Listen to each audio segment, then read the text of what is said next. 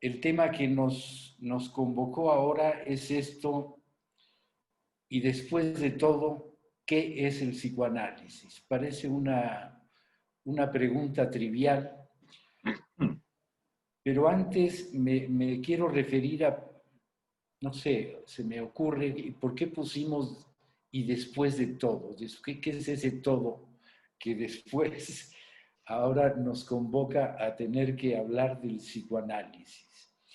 Y lo que puedo pensar es que ese todo es la cantidad de discursos tan variados que a lo largo del tiempo se han ido cobijando bajo el membrete o bajo el título de psicoanálisis. Y que muchos de ellos tienen diferencias importantes, ¿no? Ni qué decir entre Lacan y Freud, ¿no? Desde Lacan, que dice, mi inconsciente es distinto del, bueno, no su inconsciente, sino el inconsciente del que él habla. Su inconsciente, por supuesto, que es muy distinto del de Freud, pero el inconsciente del que él habla es muy distinto del inconsciente del que hablaba Freud. Ya, digamos, tomando eso como discursos diferentes, si no polarizados, pero sí muy diferentes, en medio hay una gran cantidad de contribuciones desde, no sé, los primeros postfreudianos, ¿no? Eh, por citar algunos, ¿no? Karen Horney, Melanie Klein, en fin, y una serie de contribuciones que hay al psicoanálisis que le han ido aportando en profundidad, en conceptualizaciones. Recuerdo una primera de alguien muy cercana, en este caso a los tiempos de Freud, que es Karen Horney, cuando ella cuestiona esta frase, o más que frase, esta idea de Freud de la envidia del pene en la mujer, ¿no? Y que Karen Horney le dice, no, las mujeres no envidian el pene, envidian las prestaciones que el pene autoriza.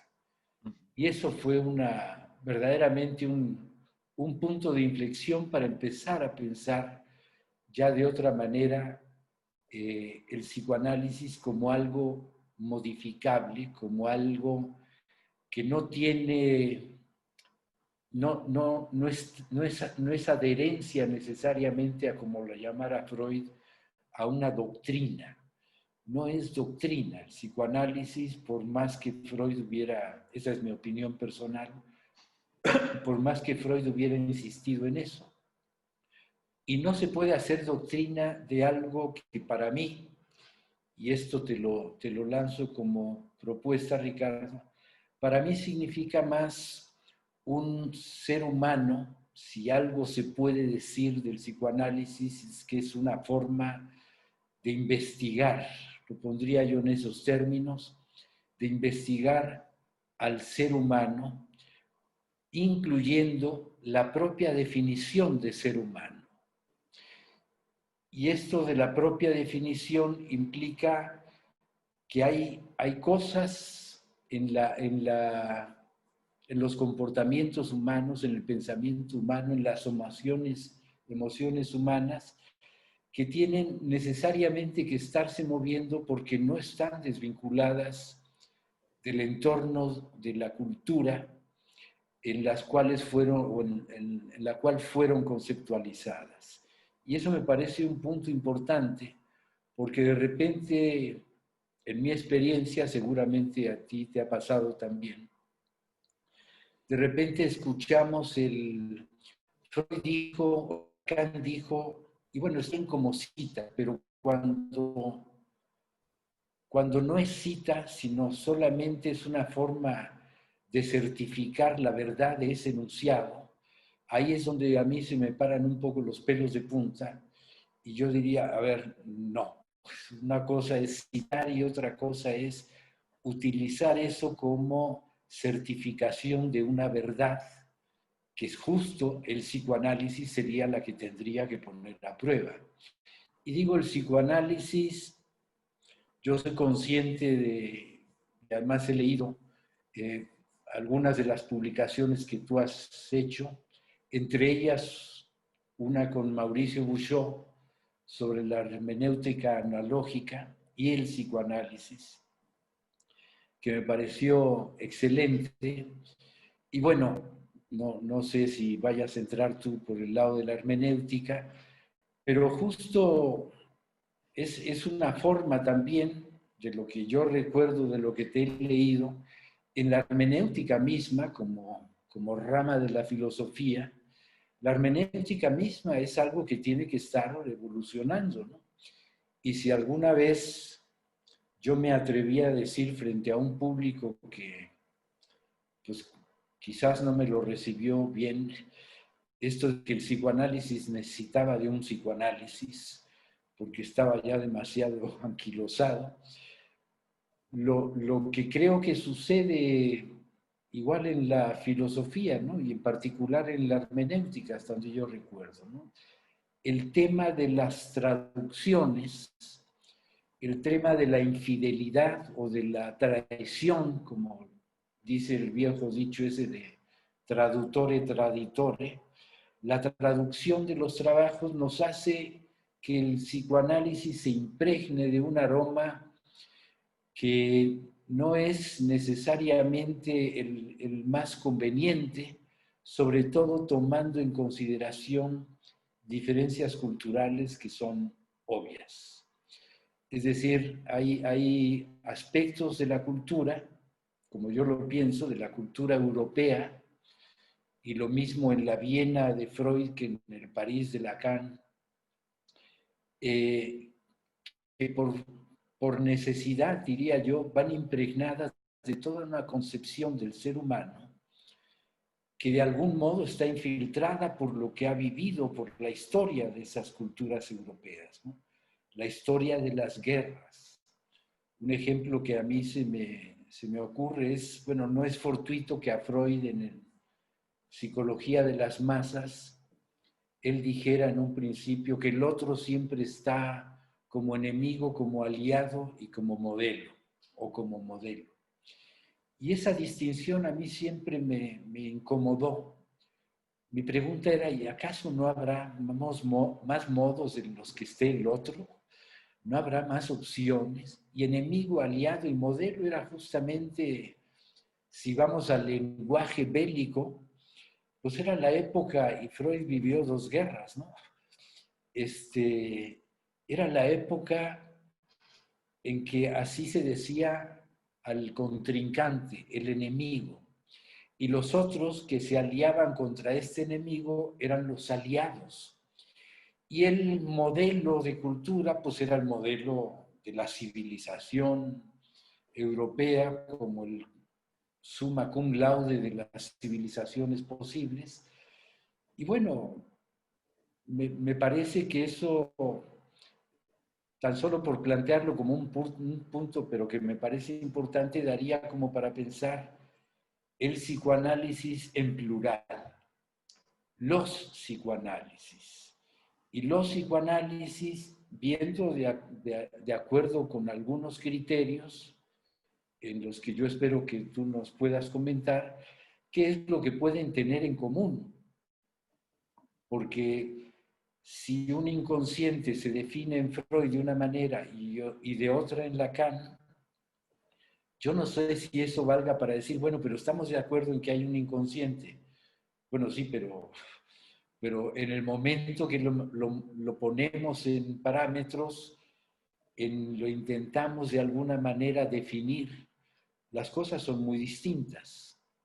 Entonces, esto, ¿te acordarás tú de un congreso que hubo por ahí de los años, si mal no recuerdo, 60, 70 del siglo pasado? Tú y yo podemos hablar muy tranquilamente del siglo pasado. En aquel congreso que hubo de la IPA, que era para que se pudieran discutir sobre la base de diferentes puntos de vista qué es lo que había de común en psicoanálisis. Fue un congreso que se hizo en Roma.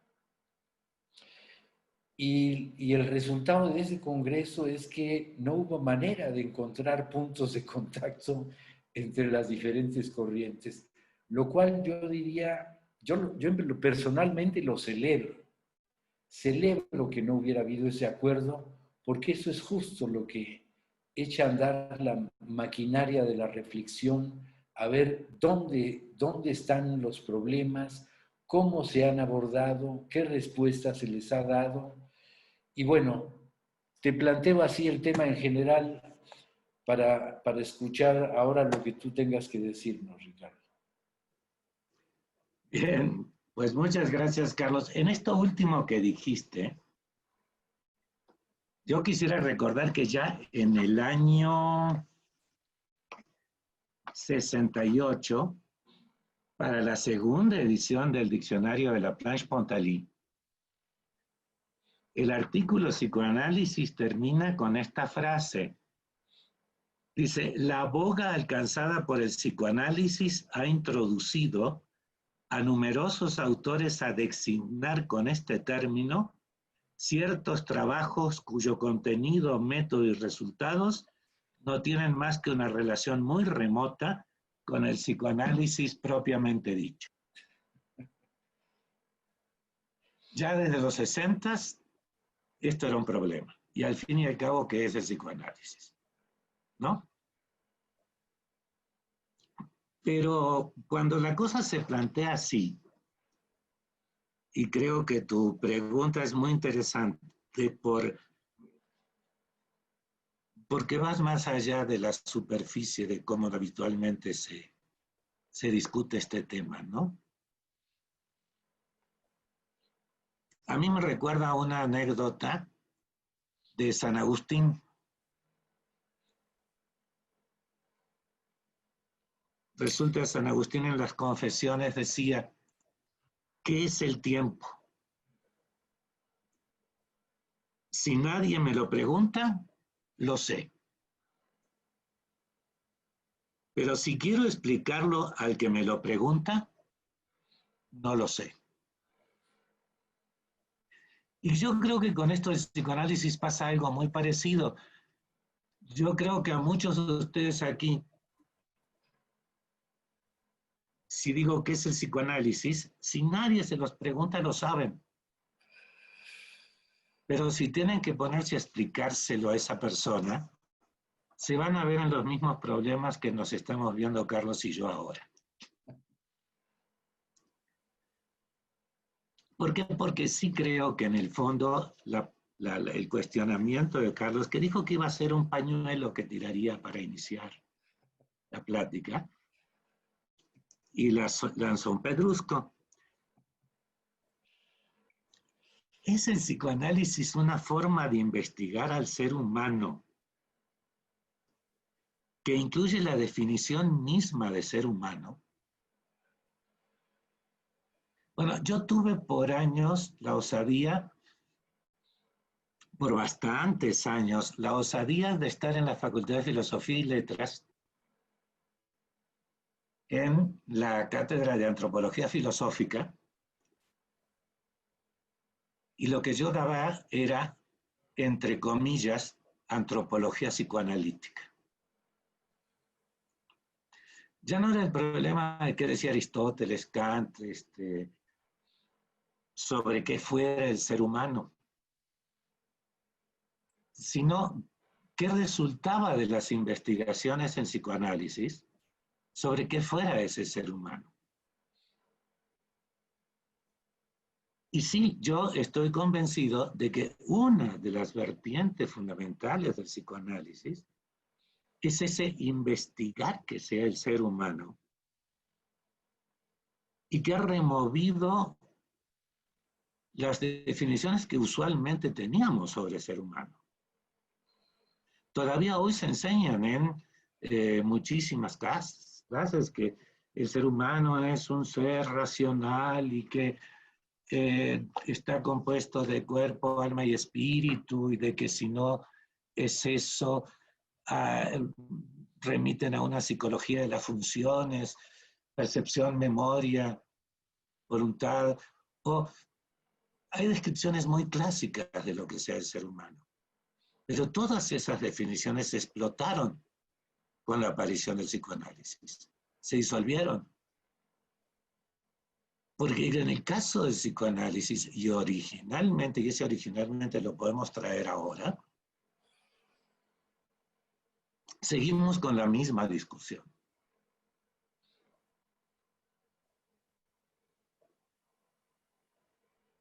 La primera aparición del ser humano es su aparición biológica. Aparece un ser humano. El ginecólogo le llamará producto.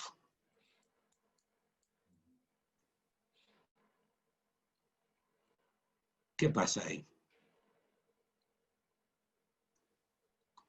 Pasa que cuando lo queremos poner a estudiar, y lo estudian en distintas áreas, al poquito rato ya tienen que distinguir entre cerebro y mente.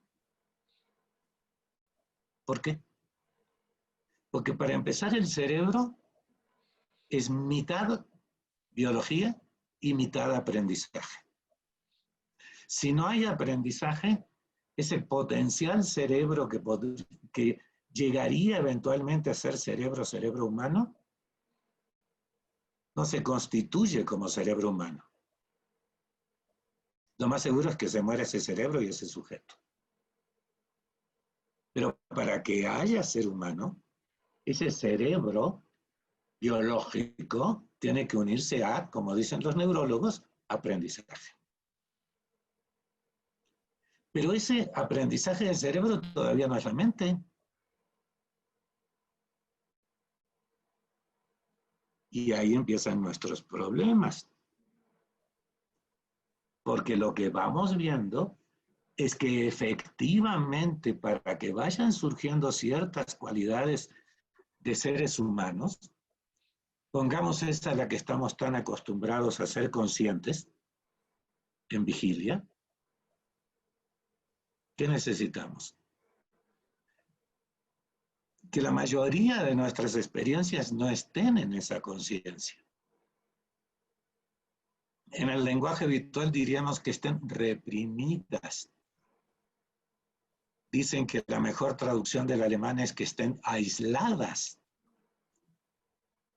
con respecto al vivir consciente nuestro.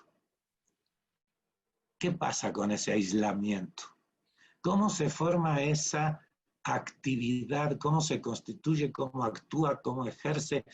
¿Cómo domina esa otra escena toda nuestra vida cotidiana? Y ahí es donde entra el tema que tú planteas, Carlos, con toda claridad. Eso es cultura.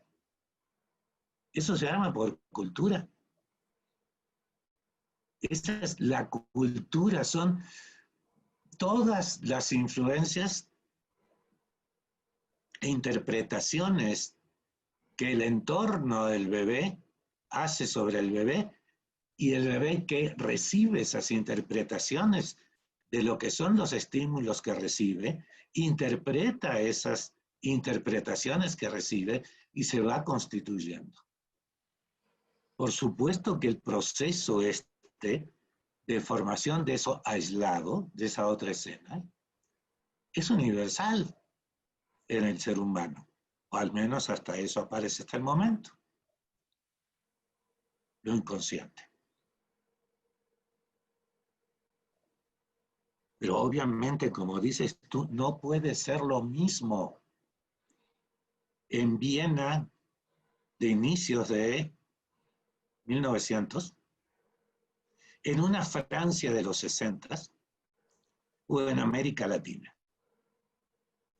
Sea en la Ciudad de México una urbe, y más aún en regiones rurales y en organizaciones étnicamente diferentes, con lenguajes, con idiomas, 70 y tantos en México, totalmente diferentes. No puede ser lo mismo. Entonces yo estoy totalmente de acuerdo con lo que tú dices. Es que Lacan dijo, encantado, mucho gusto de que Lacan haya dicho. Me parece muy bien.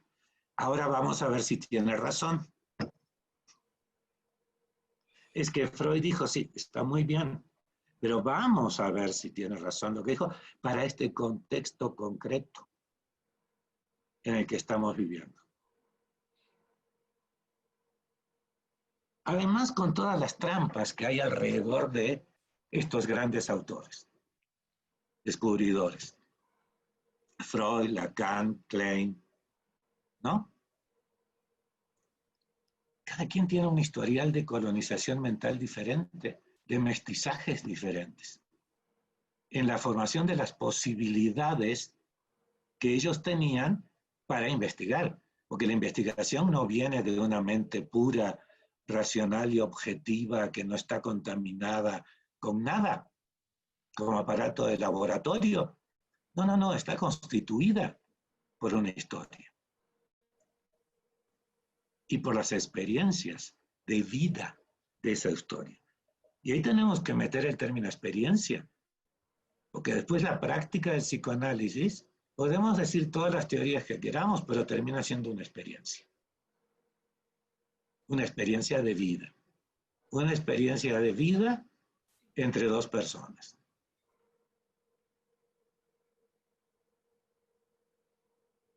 Cultura. Eso es lo que arma la mente humana. Pero la arma, y es por eso lo decía, vía la interpretación que el otro hace de las necesidades del bebé y responde con una interpretación-respuesta. Bebé demanda, pide, necesita e interpreta la respuesta que le da el otro. El ser humano es un ser interpretante. Y esas interpretaciones están vehiculadas por todo lo que es cultural.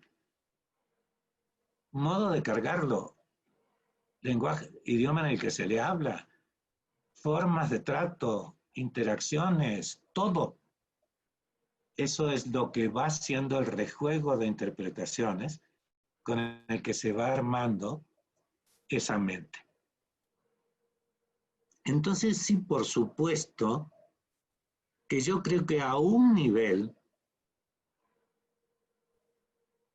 se requiere el trabajo hermenéutico en psicoanálisis. Yo no creo que la hermenéutica sirva para todo lo que es psicoanálisis, pero hay un nivel en el que sí es necesario. Y la hermenéutica también hay que revisarla, como tú decías. Cuando la gente dice, Lacan está en contra de la hermenéutica y abomina de ella, pues yo estoy de acuerdo con Lacan. ¿Por qué? Porque era la hermenéutica de Janet que pretendía ser unívoca, ¿no? Una interpretación correcta y verdadera. Y vamos buscando la interpretación correcta y verdadera. Eso no existe en el ser humano, y menos en análisis. Pero la hermenéutica no es eso. Hay otros abordajes hermenéuticos donde fundamentalmente lo que buscamos es acceder al fenómeno e interpretar las, plural, posibles, plural, explicaciones, plural, y eventualmente comprensiones en plural. No puede ser una y única. Y tampoco puede ser la pérdida de referente, porque entonces caemos en un marasmo, una disolución del pensamiento. Entonces, es necesario interpretar.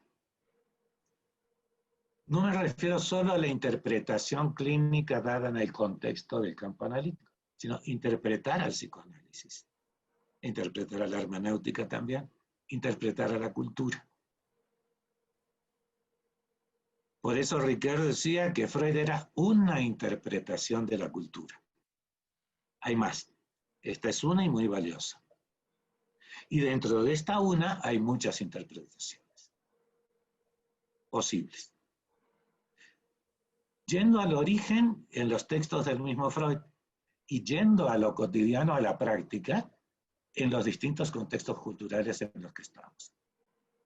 En Freud se ha leído a un científico vienés,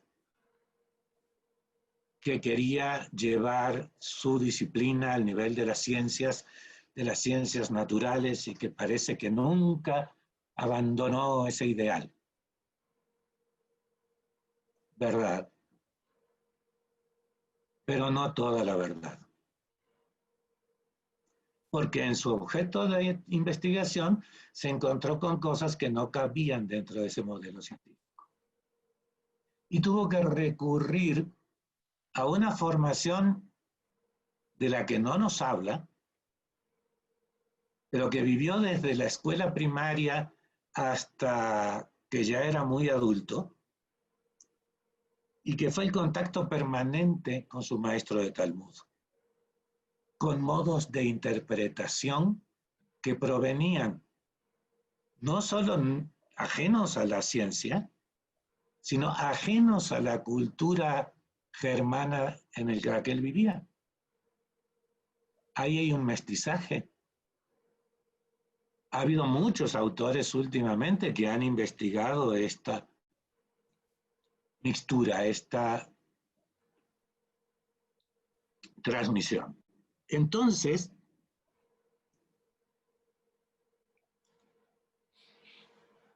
sí estoy de acuerdo de que el psicoanálisis es por naturaleza plural. Primero, porque los abordajes a esta realidad que estamos trabajando, no realidad empírica, pero realidad, que es la formación y el funcionamiento de la mente humana, de la vida humana, requiere abordajes y herramientas como los planteados por los distintos psicoanálisis en distintos momentos históricos y en distintos ámbitos culturales. Pero no podemos hacer de ellos cultos, sectas, capillas. Tenemos que saber que son líneas de investigación para poder enriquecernos. Cuando alguien dice, ¿y usted es psicoanalista lacaniano o freudiano? Yo no sé lo que quiere decir eso. La verdad, quedo como mudo, paralizado. Es como si, no sé, a un ingeniero dijeran, ¿y usted es ingeniero en hierro, acero o aluminio? Son herramientas. No es que construyas todo con aluminio, acero o hierro. Es, veamos, son abordajes, son investigaciones, son formas de llegar a ese todo que son los psicoanálisis dentro de un punto, un calderón de orquestita de pueblo, donde sí podemos decir es el psicoanálisis. Inconsciente, transferencia, aislamiento, represión, etc. No sé si por ahí, Carlos, No, ¿le corregí o estupendo. le empeoré? No, me regresaste el pedernal. Sí, Mira, mencionaste varias cosas que me llaman mucho la atención. Voy a empezar por esto justo de la hermenéutica unívoca, que parece ser la más de moda ahora en cuando se refieren, y Lacan dijo, y Freud dijo, y Winnicott sí, dijo, y bueno, sí que lo hayan dicho, no significa, yo lo traduzco, y perdón por el abuso de la analogía, como si dijeran, y el Señor dijo, ¿no? sí, Como se dice en las iglesias, y el sí, sí, Señor sí. dijo, y el Señor dijo. Y lo peor es que en el Señor dijo, no hay teólogo contemporáneo que no dude de eso que el Señor dijo. Y por supuesto. Entonces, esto de la hermenéutica que sería así como muy unívoca, que ha llevado a excesos verdaderamente, y yo digo no solamente en el terreno del psicoanálisis, ¿Sí? en la historia misma, cuando se le dice, por ejemplo, a Cuauhtémoc, el rey Cuauhtémoc, y yo digo, a ver, no, rey No. Cuauhtémoc era Tlatoani, Eso Sí. es muy diferente de un rey.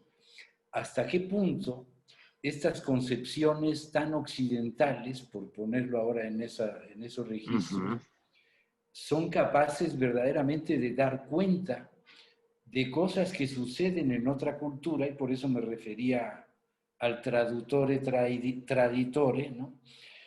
Porque ahí, lejos de perderse las cosas, y me voy a referir a otro término que tú utilizaste así muy de pasadita, al contrario, lo que hacen es mantenerlas, ya no digamos en tanto verdades, sino diría yo como artilugios de colonización del pensamiento. Ujú. Es decir, que estos son, Occidente ha sido capaz de crear una conceptuación suficiente como para dar cuenta casi en cualquier momento y cultura, momento histórico y cultura, de lo que está sucediendo. De ahí, por supuesto, mi objeción. Y junto a esta hermenéutica unívoca, bueno, para no hacer mención de Descartes y los post-cartesianos, ¿no? Ujú. Que hay un bolón de gente ahí opinando de lo mismo, está la hermenéutica equívoca y está la hermenéutica analógica. Y ahí me parece, bueno, esa es la contribución de ustedes, de Mauricio Buchó y tuya, esta pensar el psicoanálisis como hermenéutica analógica o con la herramienta, para ser más preciso, de la hermenéutica analógica. Claro que hay interpretación, pero el horizonte interpretativo está dado, digamos, por una forma de pensar, que tú decías hace un rato, y claro, la hermenéutica requiere de otra hermenéutica, afortunadamente, tampoco se osifica, ¿no? Tampoco se congela ahí, sino que requiere de otros dispositivos para estarla pensando. Pero sí, sin duda, hay pasos que yo digamos, consideraría importantes, ¿no? En lo que es estas diferencias para no meterme con Agamben, con sí, todos los Sí, sí. Heidegger, Nietzsche, que son los más traídos ahora a colación, porque cada uno lo está pensando en su circunstancia. Ahí sería la cita más adecuada, la de Ortega y Gasset, ¿no? Yo soy yo y mi circunstancia. Es decir, no puedo estar separado de esa consigna. Y en esto, pues, de la colonización, eh, como para pensar la experiencia de vida, que para algunos yo la pondría ese de vida como si fuera una sola palabra y con B alta, la del deber, ¿no? La experiencia del deber que justo ha permeado muchísimo en la clínica, máximo en estos días, ¿no? Que dice, no, ya se perdió con esto del coronavirus y el aislamiento y demás, ya se perdió la posibilidad Ujú. del dispositivo, otra palabreja ahí que debemos a Foucault, a Derrida y a otros Ah. cuantos también, que es la noción de dispositivo. Ya se perdió el dispositivo del encuentro. Una cosa es que lo prefieras, porque Ujú. por supuesto no es lo mismo estar hablándole aquí a una pantalla con muchas caritas, ¿no? Que estar en ese espacio íntimo en donde la presencia puede o no ser importante, pero me parece personalmente que no tendría por qué ser limitante, simplemente hay que reajustar muchas conceptuaciones de lo que era la clínica para poderlo trabajar en las condiciones que ahora esta cultura, que ya no podríamos decir que es local, la del coronavirus, nos ha impuesto al mundo entero, ¿no? Ujú. Ni siquiera es el coronavirus, sino la forma de enfrentar el coronavirus, que mucho tiene que ver también con la guerra, ¿no? es el enemigo a vencer, ahora el coronavirus. Pero bueno, en esta experiencia de vida, para ponerlo en términos hermenéuticos, y me gustaría escucharte, Ricardo, sí es la búsqueda de una interpretación, pero no es una interpretación que deba hacer el analista, sino una interpretación que se produce entre el analista y el analizante. ¿Sí? Que en esta indagación, en esta investigación que ambos también están llevando a cabo, no es que uno sea el investigador y el otro no, el otro se está investigando, el que está en el diván o está en la pantalla o como sea, también se está investigando. Eso es justamente lo que lo trajo, ¿no? La necesidad de darle sentido a algo que no puede de ninguna manera ni asimilar, ni simbolizar, ni nada que se le parezca con los recursos y con la historia que él trae. Entonces, volcar una historia en explícito y por el lado del analista, diría yo, volcar otra historia en implícito. Sí, porque tampoco es, si no cada quien estaría acostado en un diván, ¿no? Sería a lo mejor un buen ejercicio, a ver, Sí. de diván a ver qué hacemos, ¿no? Pero bueno, no suele suceder así y eso tiene que ver justamente con la idea de que el psicoanalista sabe qué es lo que tiene que hacer, que se ha llevado a extremos, ¿sí? El psicoanalista, tú lo habrás escuchado tantas o más veces que yo, se tiene que hacer el muerto. Y digo, bueno, pero primero que viva un poquito, ¿no? Porque si no, ahí no sucede absolutamente nada. Bueno, es que es el semblante del objeto A, es el semblante del objeto de la falta, causa del deseo, bla, bla, bla, bla, bla.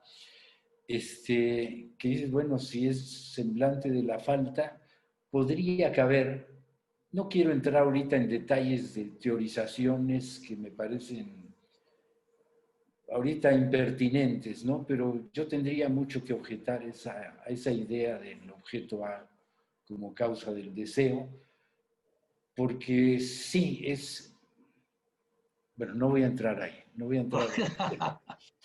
Estoy muy tentado, pero no quiero entrar. Cae Pero, en en la fin, tentación si quieres.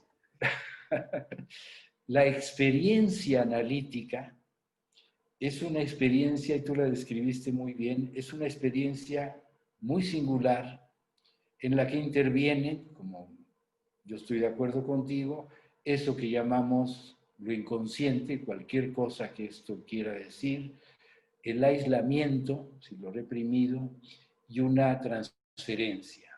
Y me quiero referir justamente a la transferencia, porque a pesar incluso de las insistencias de Lacan en la transferencia, lo que yo escucho, perdón si hiero susceptibilidades de alguien de la audiencia, es que la transferencia tiende a menospreciarse, a hacerse a un lado y entonces darle lugar nada más que al valor del significante, y aún lo puedo decir también en los propios ortodoxos freudianos, ¿no? Es que es el lapsus y entonces tienen las orejas afinadas como para escuchar lo que ya está previsto que tienen que escuchar. Y ahí es donde yo digo, van a terminar no escuchando nada. Porque si ya existen todos los conceptos, las categorías para ubicar el discurso de lo que se está diciendo, ya no escuchó nada. El ejemplo que yo suelo acudir es, bueno, el propio Freud. Si Freud hubiera seguido escuchando como médico, pues no escuchaba nada, ¿no? Terminaría dándole la razón a Meiner diciendo, pues sí, son unas mentirosas estas histéricas que tenemos aquí. No, pero escuchaba otras cosas. Y escuchaba otras cosas, estoy hablando de los orígenes de la reflexión freudiana, los orígenes del psicoanálisis, ¿no? Y en los orígenes del psicoanálisis empieza, como bien dices, como investigación. Y mi lectura particular, tanto la de Freud como la de Lacan, como los que hay en medio de esos, ahora los post-lacanianos, es no abandonar la idea de que se trata de una investigación en curso que no va a parar. No tiene ese horizonte, digamos, de interpretación final, para ponerlo en términos hermenéuticos, ¿no? Como que ya llegamos, una de las cosas que decías de Freud, él se topó con cosas con las que su teorización, o como se quiera llamarle, ya no le alcanzaba, y eso lo hizo muy pronto, ni más ni menos que en 1900, una lectura que yo hago en particular, cuando se refiere al ombligo del sueño. ¡Pum!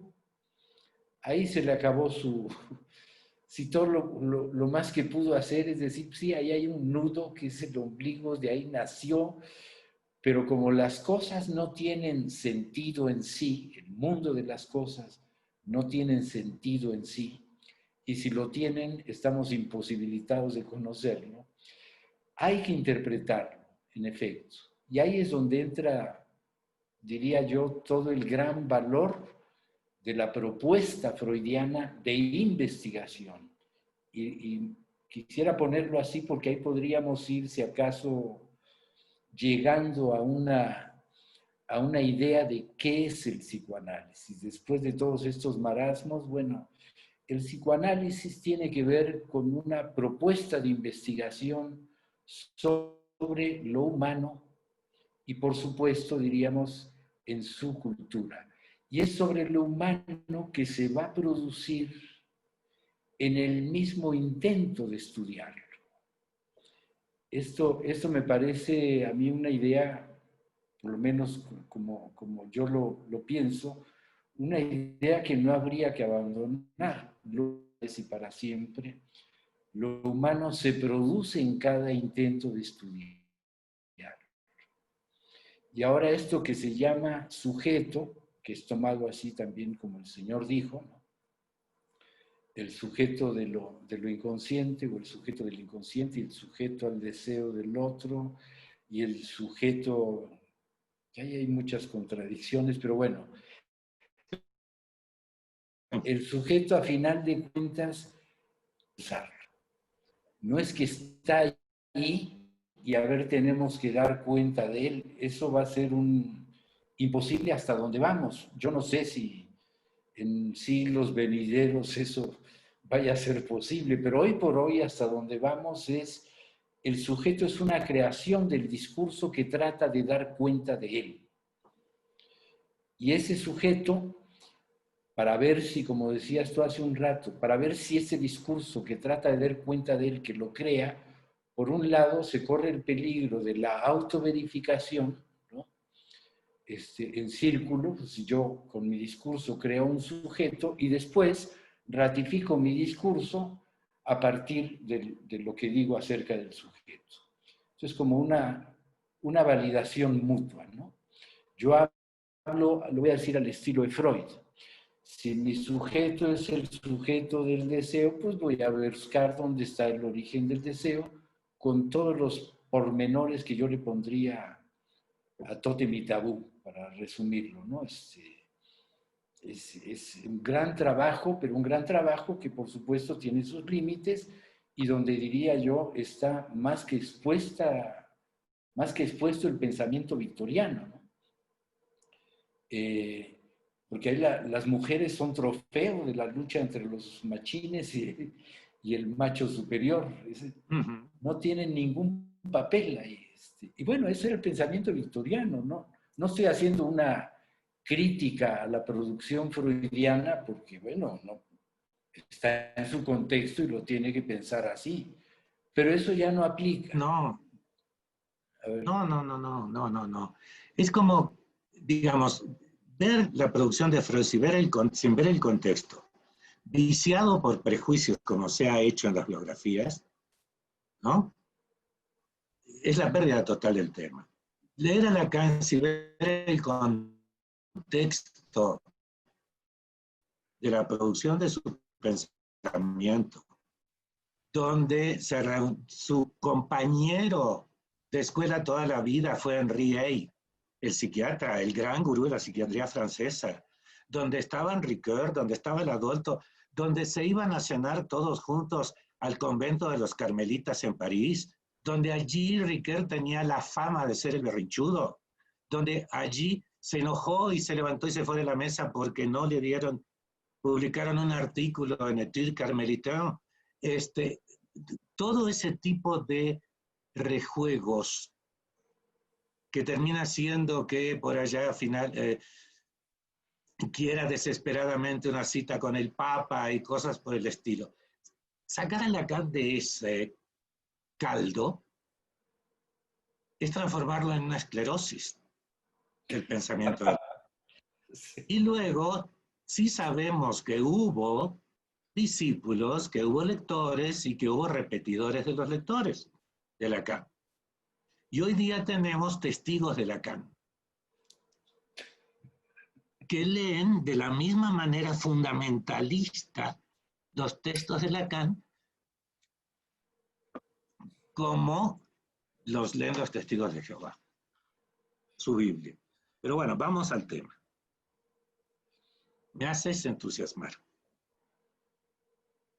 Efectivamente, cuando tú decías hoy al comienzo que es una forma de investigación del ser humano y que incluye la definición del ser humano, yo la dejé pasar por esto otro que ahora estás diciendo. En realidad no se puede estudiar o revisar la definición del ser humano. Se pueden estudiar las caracterizaciones del ser humano. Se pueden estudiar el proceso de hominización. No es un dato como se sostenía en una filosofía clásica de la naturaleza humana. Ya está ahí y ahí la investigas. No, se va construyendo, se va creando, va cambiando, se va desarrollando. No es lo mismo, aunque haya rasgos similares en distintos momentos históricos, culturas, etcétera, etcétera, etcétera. Por lo tanto, un proceso de investigación de estas características del ser humano deberá ser igual de amplia, rica, variada, para poder acercarse a las diferencias.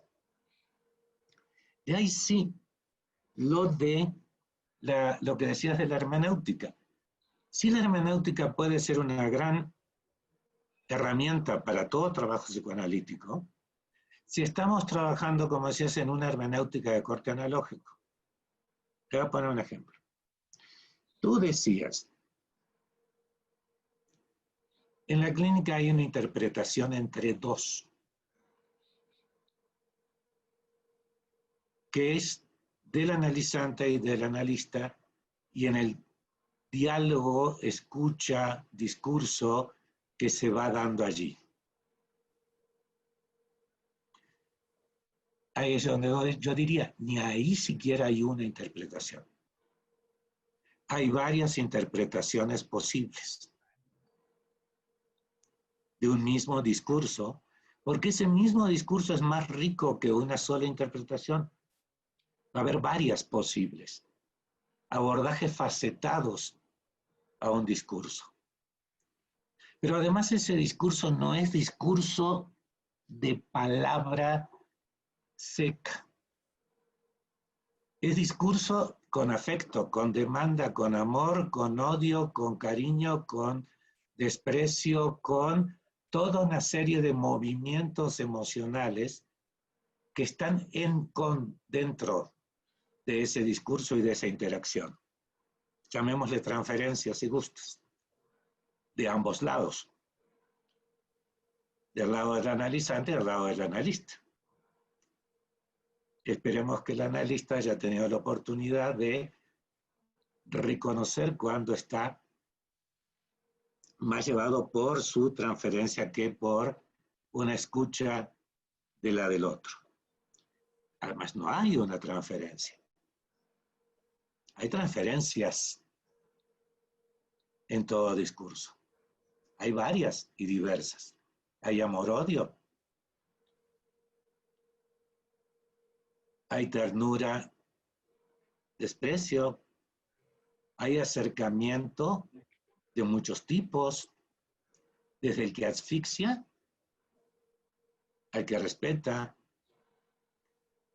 Si no tienes un modelo interpretativo que te permita estar siempre pensando en el plural de las posibilidades interpretativas, vas a terminar, como decías, con interpretaciones fundamentalistas, rígidas, traducciones traidoras.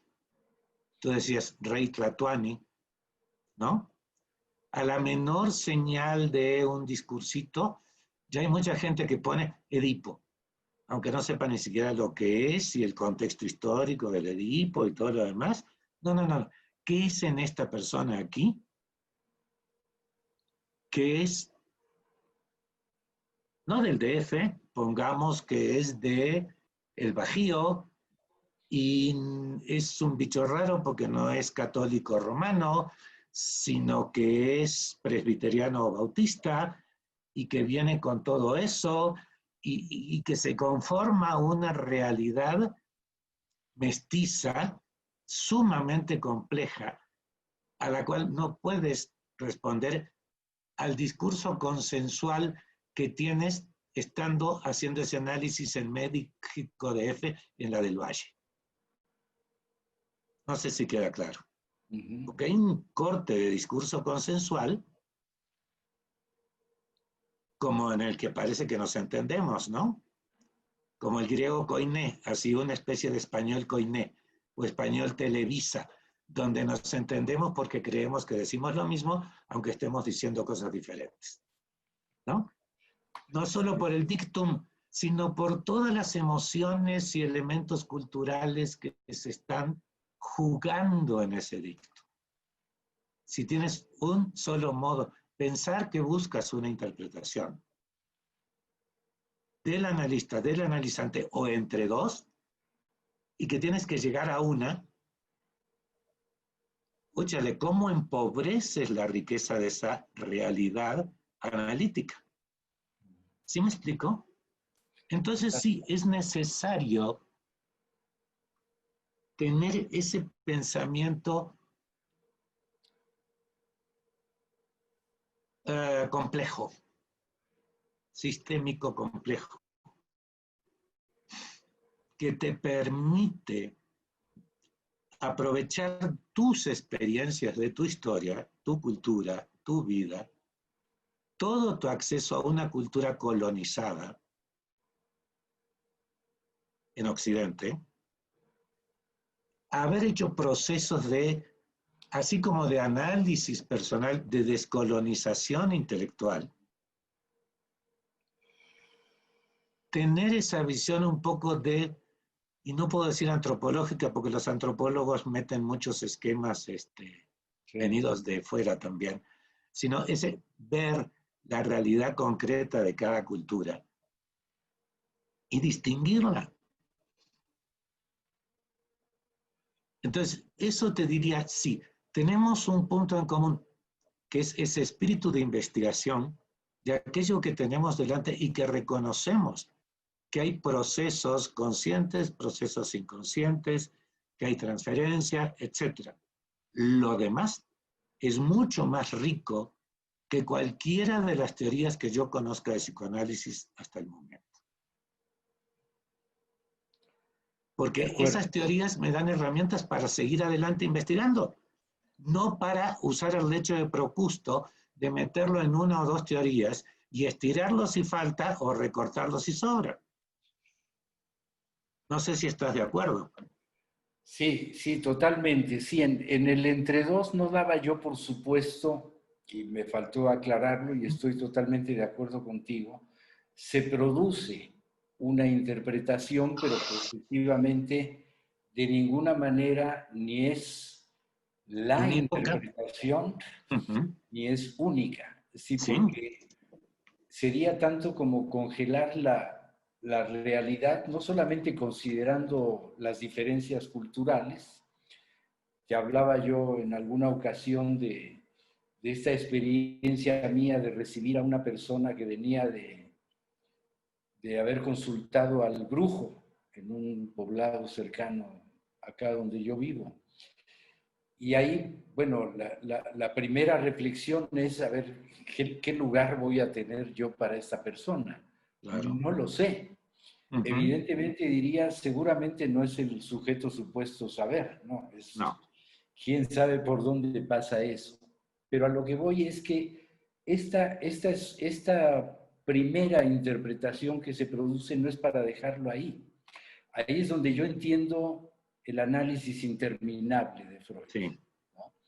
Es que esto, como decía Freud, una vez que ya está usted despejado de sus síntomas, ahora sí vamos a su análisis. Ujú.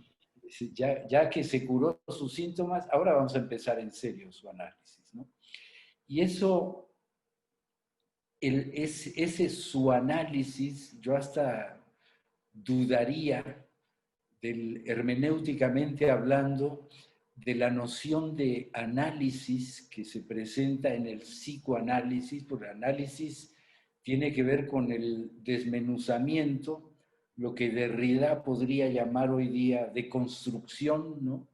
De un saber para ver cómo es que se ha construido. La historia, y como decía el ilustre, iba a decir colega, pero no es mi referencia al ilustre alemán que tiene el mismo nombre que yo, Carlos Marx, que decía, la historia es la única ciencia que me merece respeto, la demás como que Ujú. no la veo, ¿no? Y empezaba por este ejemplo de la manzana que le caía a Newton, y así como preguntándose, de verdad nunca había visto que algo cayera, como para que ese sea el momento iniciático, casi, ¿no? De la iluminación, de la gravitación universal y bla, bla, bla. En fin, el tema, y por eso me refería justamente a la transferencia, y a pesar del énfasis que puso, a mi juicio, Lacan en la transferencia y en la dirección de la cura, y en la dirección de la cura fundada básicamente en la transferencia, el discurso, como tú bien dices, pasa a un segundo término, diría yo, porque el tema es precisamente la transferencia. Ahí es donde hay que producir la interpretación, crearla en el entre dos, no quiero decir que esté en medio, Ujú. sino con la aportación de uno y de otro, cómo crear algo que de momento pueda tener un sentido, pero que no agota los sentidos posibles, Ujú. de ninguna manera, ¿sí? Pero es en la transferencia. Sí, y esto añade un problema adicional que ya, digo, nos ha invadido, que es la academización del psicoanálisis. Ujú. Y la academización del psicoanálisis, por eso entiendo el hecho mismo de formalizarlo como corpus de conocimientos. Ujú. Y lo que yo estoy viendo aún en las tendencias, sobre todo ahora actuales de la educación, hay que enseñar, y eso se refiere hasta a los niños de los primeros grados, ¿no? Hay que enseñarlos a pensar, a investigar, no los conocimientos. Esta sociedad del conocimiento ha convertido todo en un conocimiento que, por supuesto, alguna vez lo puse yo de esta manera, como el poder de la razón para enmascarar la razón del poder. Ujú. ¿Qué es qué es lo que se vende como la mejor manera de poder estar en este mundo occidental? Y lo subrayo, ¿no? Y en este mundo occidental, bueno, hay una razón se ha mostrado como la razón máxima. Ujú. Y todo tiene que ver, independientemente de los logros que por supuesto ha habido a lo largo de la historia, ¿no? En cuanto a los logros prácticos. Pero es que justamente esto que se llama o que se ha dado en llamar la práctica psicoanalítica, la praxis psicoanalítica, me parece que es otro término donde también, digamos, está infiltrado un pensamiento muy pragmático. Si se trata de algo y ya lo convierten muy comúnmente, es una terapia, es una forma de terapia. Yo me niego personalmente a aceptarlo así. No, es una experiencia inédita, insólita, que tiene efectos terapéuticos. Bueno, pues qué bueno, ¿sí? Pero no está diseñada desde el principio para eso, ni es su propósito. Que sí, alguna vez que lo dije, alguien me replicaba, bueno, pero es que los pacientes llegan con angustia. Y yo, pues qué bueno, ¿no? Porque si no hubiera angustia no habría oportunidad de creatividad de nada. Claro que eso tiene sus límites, por supuesto. Me refiero a la intensidad de la angustia al punto del enmudecimiento, pues sí, no nos ayuda en mucho, pero eso no se resuelve con un ansiolítico. Eso se resuelve con más trabajo, ¿no? Como las depresiones. Una depresión no se resuelve con, no sé qué medicamento, el Ritalin o el que sea. Una depresión se resuelve con más sesiones. Y más sesiones quiere decir más encuentros de esto que tiene que ver con el afecto. Y hablabas también de, que me parece muy pertinente, de la naturaleza como si ya estuviera dada. Y esto es una diferencia entre el pensamiento, digamos, católico romano, ¿no? Está la naturaleza y en el séptimo día se acabó y ya está todo hecho y órale, háganle como quieran, ¿no? Pues son libres, tienen libre albedrío. Y curiosamente, en el altiplano de México, bueno, en la cultura mexicana, en las culturas originarias, como existía también en la Grecia antigua, el politeísmo era una forma de vivir en relación permanente con los dioses y particularmente de lo que yo he leído con respecto aquí de las culturas originarias en México, el hombre tenía que ayudar a sus dioses, que no sé si tengan la misma categoría, seguimos con lo de traductore, traditore, ¿no? Tenía que ayudarlo a crear, a seguir creando el mundo.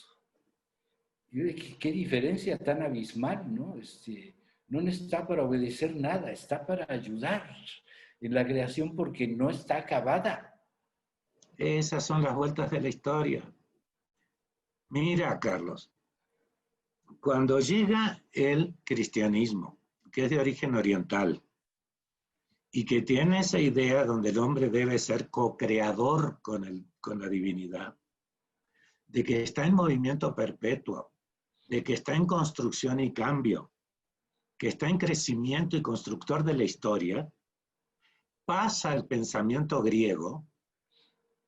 El pensamiento griego ya platónico aristotélico es tomado por la Iglesia occidental y entonces se anquilosa todo y aparece la bendita naturaleza humana, ¿no? En estos momentos eso está totalmente en revisión y hay un cambio fundamental en esto que en otro momento lo podemos platicar. Pero, arrancando mismo desde donde tú me dices, si hay este tipo de decir, no hay naturaleza humana, pero Lacan dijo que es igual de subsistente, consistente, eterno e inmutable como la naturaleza humana. Tú has visto lo que se está produciendo como resultados de análisis. Una cantidad de cínicos depresivos. Cínicos depresivos es lo que se produce. Es como cuando la gente va a un mal cirujano plástico Todos salen con la misma nariz. Y hay gente que tú ves, a este lo analizó Fundano porque tiene la misma nariz que A, B, C y D. Es decir, eso no es análisis, eso es indoctrinación. No sé si me explico. Estamos tratando de entender que sí hay un núcleo analítico básico, inconsciente, transferencia, etcétera, pero que la riqueza del trabajo consiste en una actividad constante del analista para entender, la depresión que maneja el psiquiatra no es la depresión psicoanalítica. La angustia que maneja el psiquiatra no es la angustia psicoanalítica. La depresión del psiquiatra es un problema biológico. Y hasta ahí llegó mi amor. Esto es otra cosa. ¿Sí me explico? Esto se tiene que abrir en la riqueza de sus múltiples sentidos. No va a caer en un término que ilumine al sujeto forever, ¿no? Porque gracias a la transferencia le dieron una interpretación y como el analista es el wow, entonces es la neta, ¿no? O porque le cortaron la sesión o le dieron una cachetada, se iluminó como Buda. No. No estamos en eso, eso son otras cosas. Estamos trabajando sobre la investigación cuidadosa de un tema sumamente complejo. La mente se arma por la diversidad de culturas. Se arma por la diversidad de dioses, como dices. Para Freud, quizás la divinidad fuera aquella proyección omnipotente del padre, bla, bla, bla, bla. ¿Te acuerdas? ¿Por qué? Porque era monoteísta, porque era judío, porque vivía en Viena, porque... Pero ¿qué pasa cuando tú sabes que en nuestras culturas latinas estamos cargados de dioses y diosas? Y podrás poner a distintos dioses en un lugar de monoteísmo o en un lugar de un dios principal y dioses secundarios, que es el armado de la mente de la mayoría de las personas.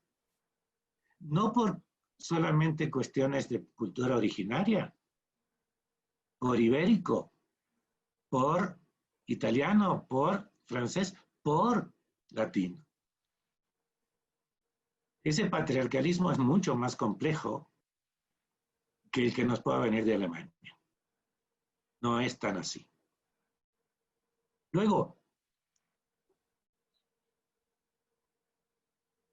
sí es verdad, desde el siglo XVII venimos con la historia de la escolarización.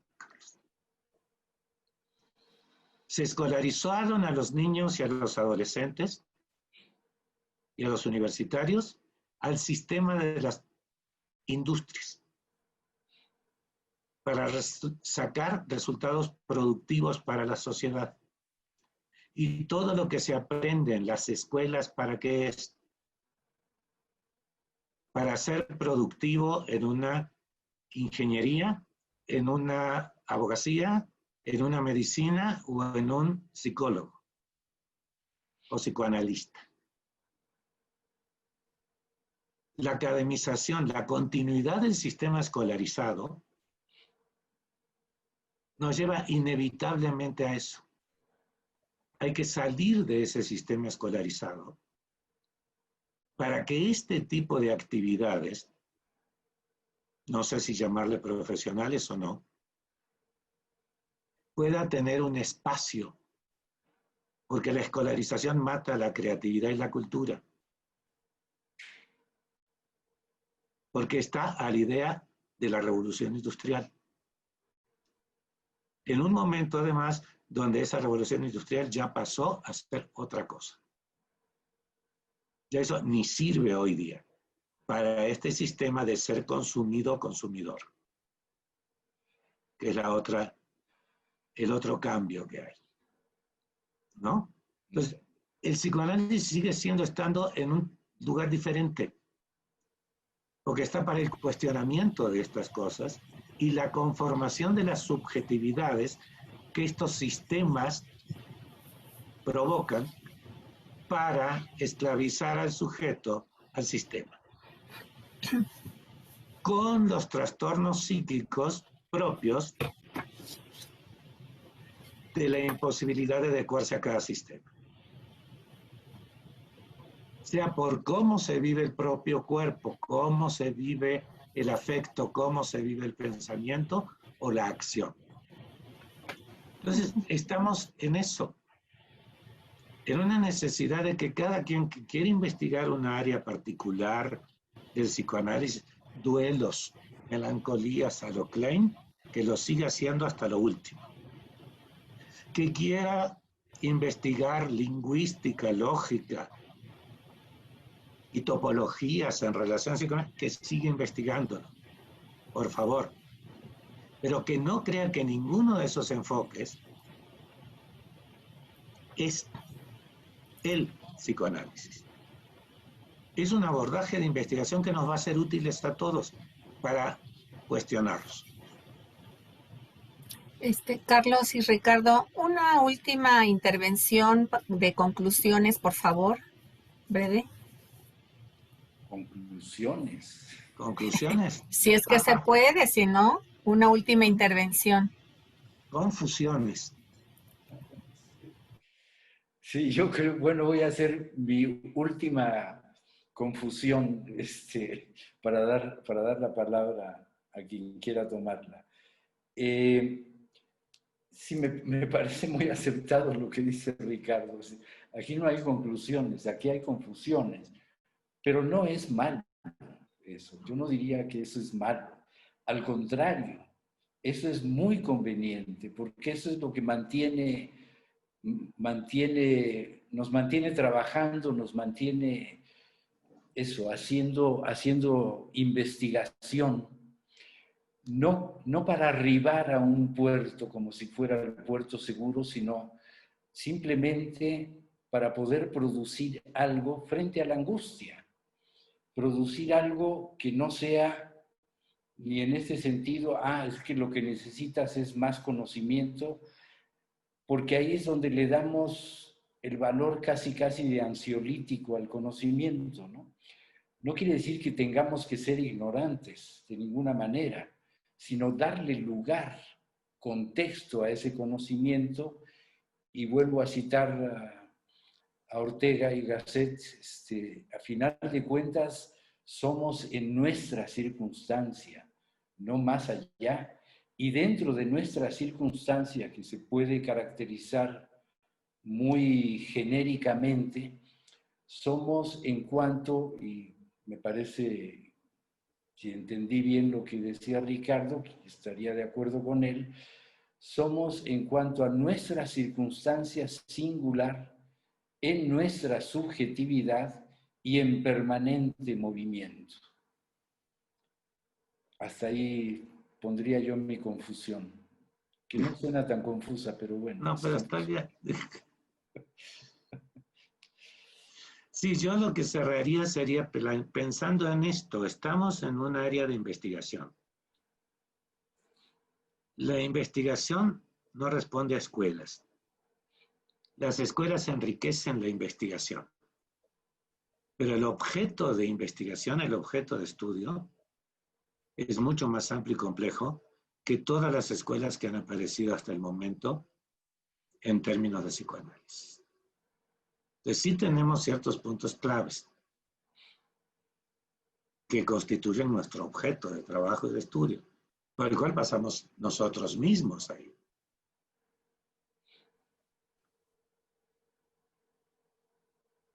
Pero hay demasiadas miedos a la incertidumbre como para que muchos quisieran estar en una escuela. Y tristemente, el proceso analítico se empobrece. Hasta ahí.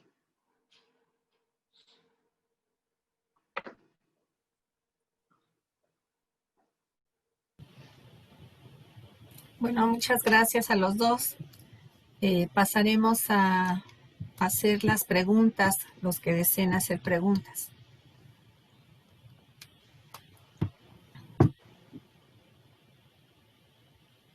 Y que no se angustien si se les devuelve otra pregunta. Sí, sí. Siguiendo participar, una tradición. ¿no? Con sus reflexiones después de escucharlos, aunque no sean preguntas. Sí, reflexiones son muy enriquecedoras. Uh-huh.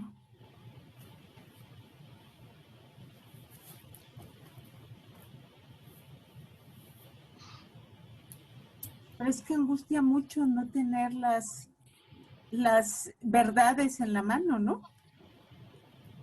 Ya lo decía el cantautor filósofo mexicano Charlo Curiel, qué cruel es la incertidumbre. Es muy productiva. Sí. Y habrá que aprender a estar en ella, ¿no? Uh-huh. Para poder producir, para poder crear de otra manera, te aferras a las certezas y te anquilosas. Pero bueno, estoy hablando nada más, esperando a ver si alguien se anota que quiera participar y si no, los dejamos seguir. Qué interesante, Olga, lo que acabas de decir, porque esto es otra manera de entender la famosa castración. Sí, la certidumbre es una forma de renegar de la castración, para ponerlo en esos términos. Pero es otra forma de pensarla, que no necesariamente tiene que ver con el mundo empirista al que a veces acudía el propio Freud, ¿no? Para decir la diferencia anatómica de los sexos, que hoy ya suena verdaderamente Sí. extemporáneo, ¿no? Chávez, ya.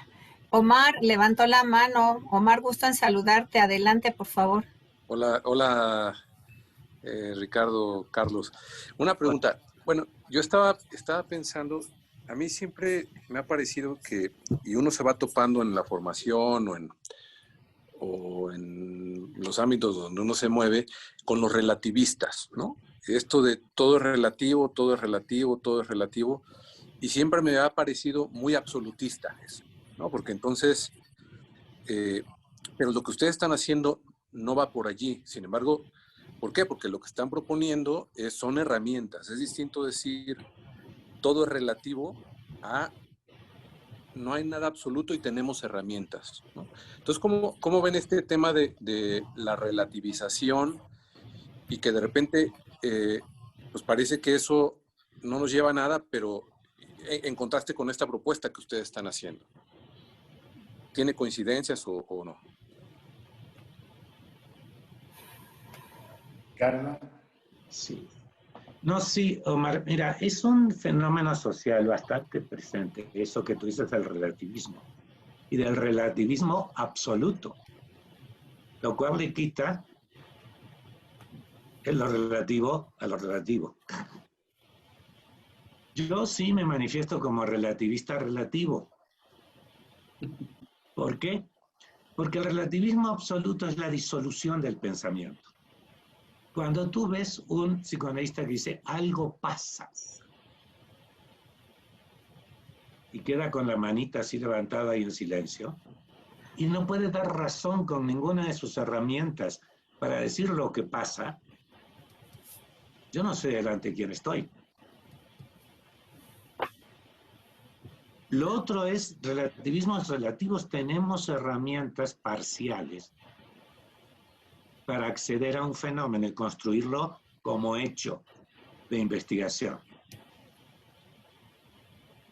Entonces sí podemos hablar con sensatez. Lo otro es que se diluya todo y, como dices tú, el relativismo absoluto es un absoluto.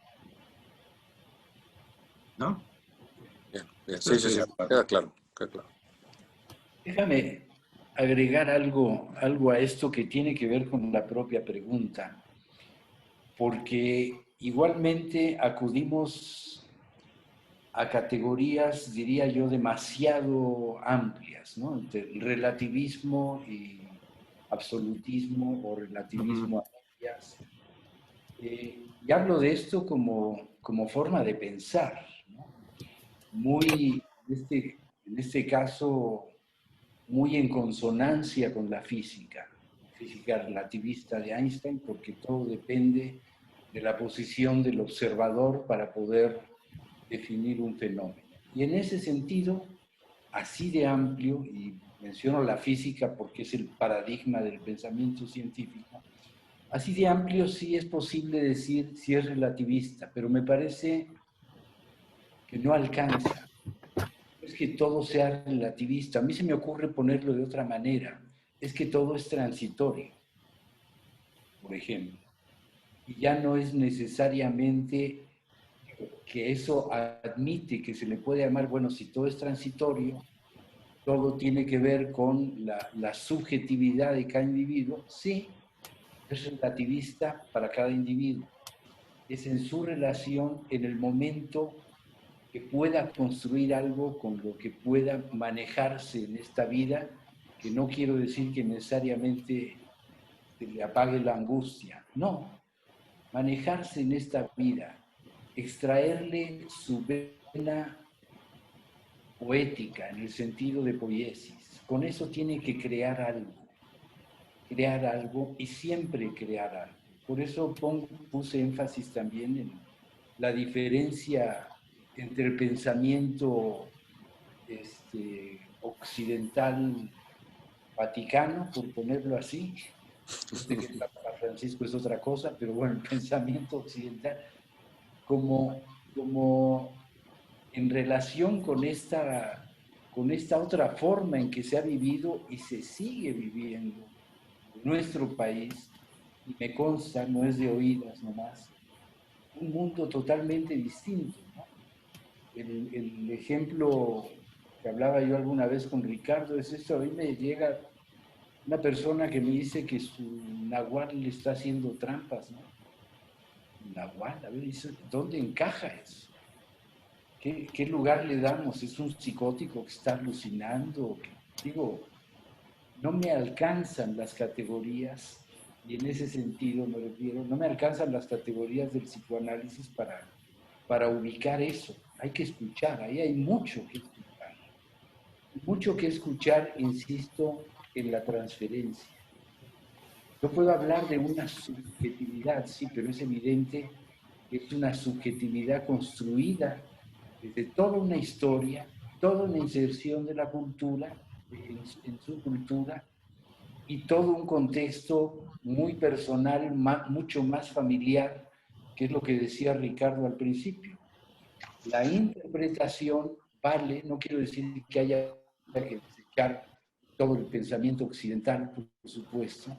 Interpretación nos puede servir, vivencia también nos puede servir. Dicho sea de paso, también un término acuñado por Ortega y Gasset, la experiencia. La experiencia, yo diría, tomándome de lo que, y estando de acuerdo, por supuesto, de lo que decía Ricardo al principio, el análisis es una experiencia inédita. Y yo diría lo mismo para locales, y eso sí sería independiente relativamente de la procedencia de la cultura, la palabra experiencia como categoría, ¿no? Es una experiencia para una persona de un lugar o para otra. Habría que entender qué es esa experiencia, y eso es justamente la dificultad de decir, a ver, qué es un psicoanálisis. Es una experiencia, yo lo pondría ahora en esos términos, es una experiencia de amor con esa apuesta, de amor, de transferencia, de jugarse de otra manera en la vida, en aquello que más nos une. Y aún le pondría, entre comillas, la palabra amor. Porque quién sabe qué quiera decir, quién sabe cómo la tome cada quien, cómo la viva cada quien. Habría que hablarlo también en plurales. atendiendo a la observación que me hacía Ricardo, de todo eso en plural, amores, transferencias. Whatever that means, y a ver qué se puede producir de eso. Gracias. Huitzil Medina quiere hablar. Si abre su micrófono, por favor. Sí, hola, buenas tardes, Carlos, Ricardo. Pues antes que nada, quiero agradecerles por todas estas palabras que me entusiasman y creo que entusiasman a todas las personas que sentimos esta curiosidad por la mente, por el alma. Y siento que este entusiasmo, me quedo reflexionando que nos hace mucha falta en esta época, ¿no? Donde pues todo es desechable, todo se necesita rápido. Y justo me quedo reflexionando con todo esto, el encontrar ese espacio para la creatividad, para la curiosidad de nosotros mismos, de este ser humano que se está construyendo. Entonces, pues, gracias.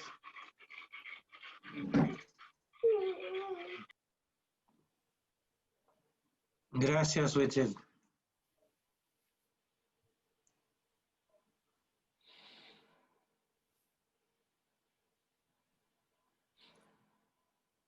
Hola, ¿puedo hablar? Adelante. Ya probaste que sí puedes, Emanuel. Bueno, excelente. Carlos, un saludo afectuoso. Igual para ti. Y bueno, estamos en Río Verde. Ricardo, no te recuerdo, te reconozco con mucho aprecio y estás muy cerca. Es más, puedo presumirte. Fuiste mi primer supervisor hace muchos años y tengo una experiencia de que yo era chino, el pelo chino, y gracias a muchos momentos se me cayeron los chinos, ¿no? Ahora estoy muy pelón casi, por lo cual te agradezco enormemente. Siempre has estado presente en muchas reflexiones. Y sabes, los escuchaba al principio y yo tenía ganas de decir esto, que en la hermenéutica hay una propuesta que también se dice que hay un texto sin su contexto es un pretexto, ¿no? Ciertamente sacar o interpretar, por ejemplo, un sueño sin el sujeto que está soñante, pues ciertamente es un pretexto. Entonces, cada una de las escuelas pareciera ser que pueden en algún momento dar un avance, dar esa continuidad al pensamiento reflexivo e interpretativo de lo que está pasando en el consultorio, entre los paciente y sujeto, ¿no? O analizante. Y a mí me llama mucho la atención porque como una herramienta de interpretación, la hermenéutica siempre uno no se la puede quitar. De los que hemos estudiado estas cuestiones de la teología hace años atrás, ahí está. Y siempre sí se puede interpretar, claro, con todas las herramientas que ustedes están hablando, me parece fabuloso lo que han estado diciendo, porque no hay nada terminado. Es un proceso que está en eso, precisamente construyéndose en ese espacio de análisis y de reflexión. Yo quería comentar solamente esto y agradecerles enormemente el tiempo que es valioso. Ricardo, un abrazo y siempre has estado presente. Siempre que hablo de algo, digo, fue Ricardo el culpable de que se me cayeron los... Ahora sí, el pelo, ¿no? Lo cual te agradezco enormemente. Y Carlos, pues siempre he estado pegado también a ustedes en el taller y en la formación. Gracias por la oportunidad de hablar. Gracias a ti, Emanuel. ¿Alguien más quiere hacer algún comentario? La anotó Betsabe. Betsabe. Hola, ¿qué tal? Muchas gracias por todo lo que nos compartieron. Yo me quedo pues, con muchas preguntas como siempre, pero tengo como varias preguntas o comentarios. Una de ellas es justamente ahora con esta situación que estamos viviendo, pues hemos tenido que los que estamos tratando de formarnos en esto del psicoanálisis, particularmente mi experiencia ha sido muy enriquecedora al escuchar personas como ustedes que ya tienen tanto tiempo en esto, pero también creo que ha sido complicado poder encontrar espacios donde podamos precisamente hablar de la experiencia que estamos teniendo justo ahora con, pues, ver a los pacientes por línea, ¿no? O sea, en esta virtualidad, que creo que es algo que ya prácticamente está para quedarse, por decirlo de alguna forma, ¿no? Entonces, yo no sé si ustedes qué piensan de esto, si tal vez el psicoanálisis está, yo no sé, como en un riesgo de también, así como ustedes han hablado de que el psicoanálisis ha caído en una especie de academización, ¿no? Del mismo, que ahora caiga en una especie de psicoanálisis ofrecido en línea, ¿no? Y que esto pueda dar lugar, pues, a tantas, digamos, no sé si llamarlo malformaciones, ¿no? O donde se pierda un poco el núcleo del que han hablado, que tiene que seguir siendo básico para pensar qué es el psicoanálisis que estamos ofreciendo. Y la otra es si el psicoanálisis está precisamente para señalar, ¿no? la sociedad en la que estamos viviendo, señalar sus inconsistencias, o sea, no ser aliado de toda esta hiperconectividad, ¿no? En la que estamos cayendo. ¿Cómo el psicoanálisis va, o cómo vamos, ¿no? Digamos, de alguna manera a criticar o a pensar realidades diferentes que no sea esta donde pareciera que nos están arrojando, que es estar hiperconectados, ¿no? Bueno, tengo muchas otras más, pero me quedo con esas dos. Es que estoy muy angustiada por todo lo que está pasando, ¿no? Creo que sí, ¿no? A ver, yo quisiera...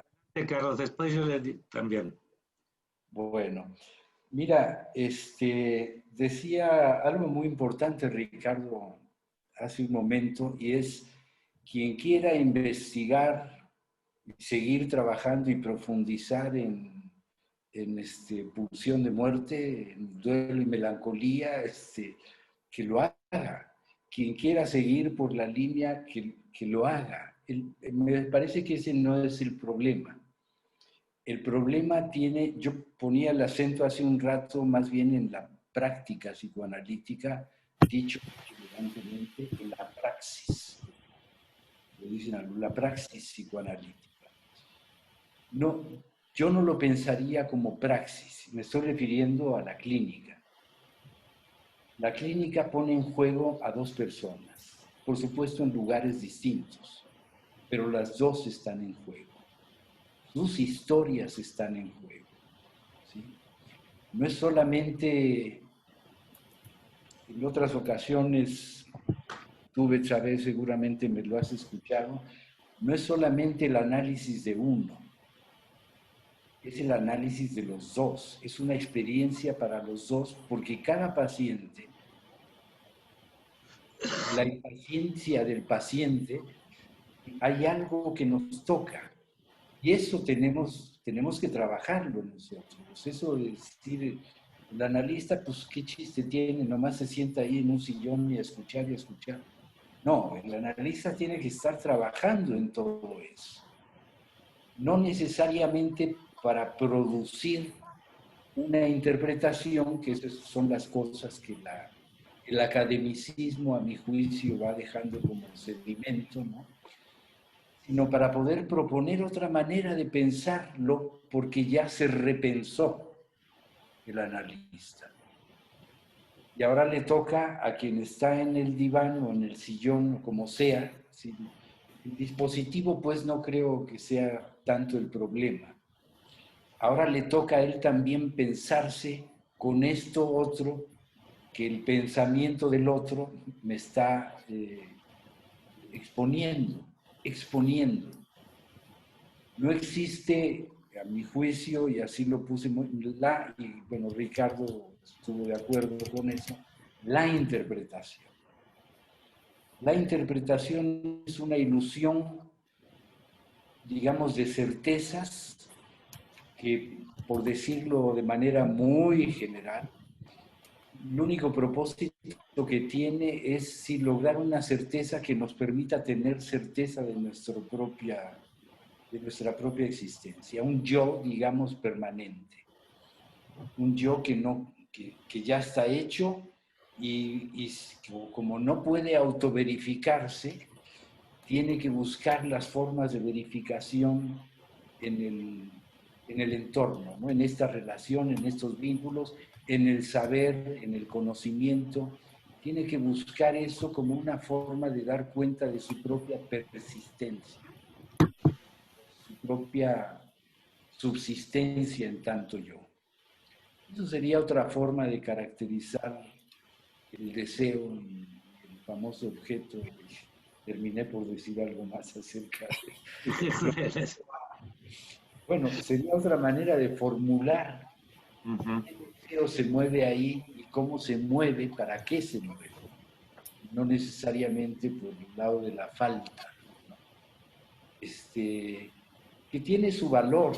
Yo insisto, no se trata de tirar a la basura tanta producción y tanta reflexión importante. Decía hace un rato, no me acuerdo si Omar o Manuel, todo eso que tenemos por teoría, tomémosla no como teoría en el sentido riguroso que porta la idea de teoría, como existe la teoría de la relatividad, o como el propio Freud quiso ponerlo. No, estos son resultados de las reflexiones puestos en papel y luego traducidos y traicionados, quién sabe por cuántos traductores.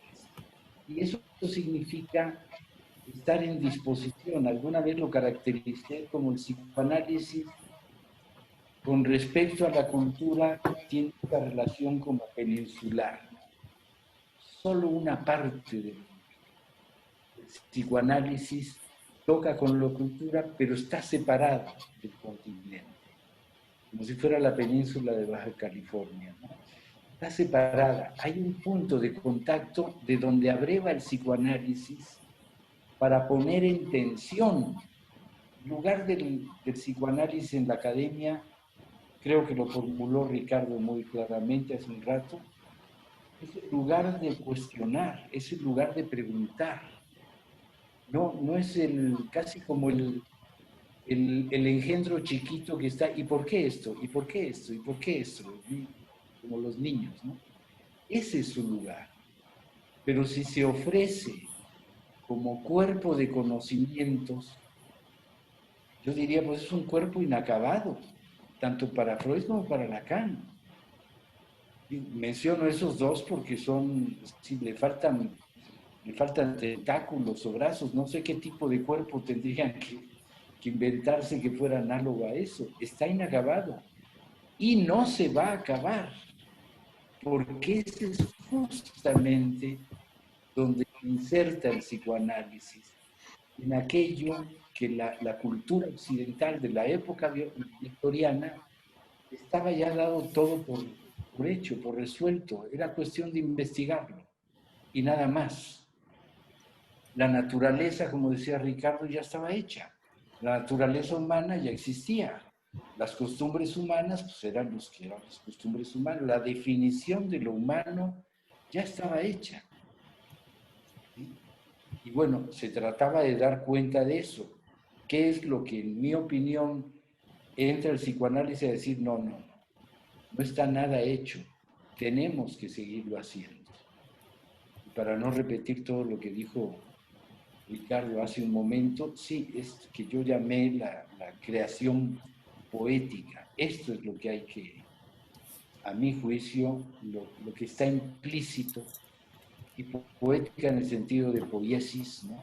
creación, lo que está implícito en la experiencia psicoanalítica. Es como decir, a ver, ven, vamos entre tú y yo a crear algo. ¿Sirve? ¿No te sirve? Yo digo que toda creación sirve, por el solo hecho de ser creado. ¿Te sirve? Qué bueno.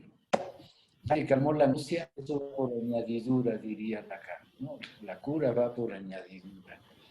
Lo importante es que has podido hacer algo que no estaba en tu régimen. Te has podido zafar de esa determinación enajenante, ¿no? Te has podido zafar de ahí para producir algo tuyo, para ponerlo de esa manera. Y después será otra cosa. Ricardo. Sí, yo con lo que decías, Betsabe, te recomendaría una cosa. Hay un video que está en Netflix que se llama El dilema de las redes sociales. No sé si ustedes ya lo han visto. ¿Sí? Y que pone muy en tema lo que tú decías en este momento de hiperconectividad, bla, bla, bla. ¿No? ¿Cómo estamos? Bien. Me gusta ese video por lo pobre que es. Por lo limitadito que es. Por lo pensar, como dicen los ingleses, inside the box, solamente dentro de la caja, ¿no? Ese video hay que leerlo a la luz de dos, si quieres, pensadores que ha citado Carlos. ¿Qué diría Carlos, su tocayo Carlos Marx, de ese video? Se reiría a las carcajadas, porque es un discurso ideológico justificador de lo que está pasando ahora y no pueden pensar nada más fuera o más allá de, no se preguntan más que las preguntas políticamente correctas dentro del sistema, ¿no? El otro pensador acaba de sacar Francisco, el obispo de Roma, el Papa, una carta que se llama Fratelli Tutti. Y si tú lees ese video a la clave de lectura de Fratelli Tutti, también es para reírse a las carcajadas, porque el nivel de análisis de Francisco es un nivel de análisis muy superior, ¿no? Y que cuestionaría justamente los criterios con los que se hizo ese video en Estados Unidos, ¿no? Eso es muy interesante porque además nos toca a nosotros. Sí, es muy diferente tener el encuentro para el trabajo analítico en persona que así planos como estamos aquí todos. No es lo mismo. Eso me recuerda también mucho a aquellas discusiones de los años 60, 50, 60, en los cuales se hablaba de las modificaciones de la técnica. Se podía hacer análisis 2, 3 veces por día si vas a trabajar a una provincia.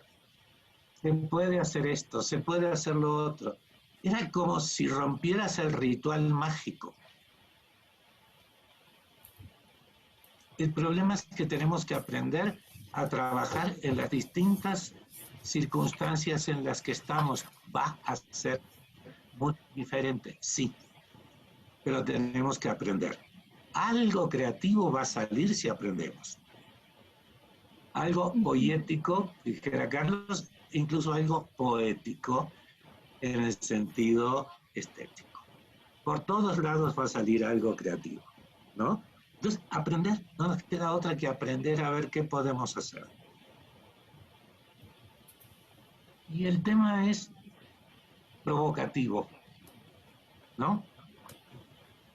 Nos está llamando, está provocando a desarrollar nuevas cosas, ¿sabes? No podemos quedar añorando el consultorio con el diván y mi silloncito. Digo, está bien, quizás se vuelva a usar, ¿no? ¿Y qué pasa si no se vuelve a usar?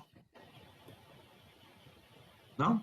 Tenemos que seguir adelante, porque estos cuestionamientos no dependen de que usemos un televisor, una computadora o un encuentro cara a cara. van más allá de esto. Y esto está incluido en el cuestionamiento. Muchas gracias. Tenemos oportunidad de una última intervención. ¿Quién quiere? ¿Quién se anota para hacerla?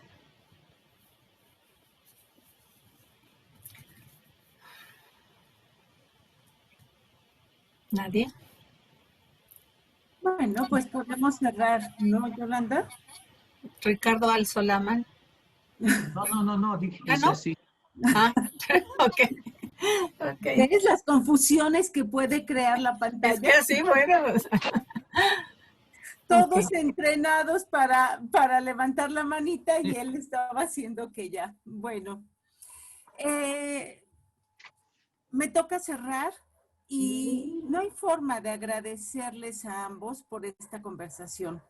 Creo que por las participaciones que tuvimos, todos la disfrutamos muchísimo, nos quedamos con ganas de más y bueno, claro que mil gracias por sus palabras que nos ponen a pensar, creo que a todos nos dejan circulando, ¿sí? Y sabiendo que tenemos que trabajar mucho y más en este momento de la historia que nos toca vivir. Y Ricardo, pues a ti particularmente, agradecerte que hayas aceptado la invitación del taller para estar aquí con nosotros y conversar con los que se conectan cada vez que convocamos y que creo que van haciendo toda un recorrido con lo que vamos queriendo compartirles y bueno, esta charla entre ustedes dos fue realmente una delicia. Es mi valoración y vemos por acá varias cosas así como un placer muy interesante, es un agasajo, ¿sí? Por eso creo que sí estoy transmitiendo lo que los que se conectaron esta vez pudieron experimentar, hablando de experiencias. Muchísimas gracias a ustedes y muchísimas gracias a todos los que nos acompañan en estas sesiones. Les estaremos informando de la próxima que tengamos y esperamos podernos reunir y estar aquí, juntos y separados. ¿Vale? Gracias. Muchas gracias a todos.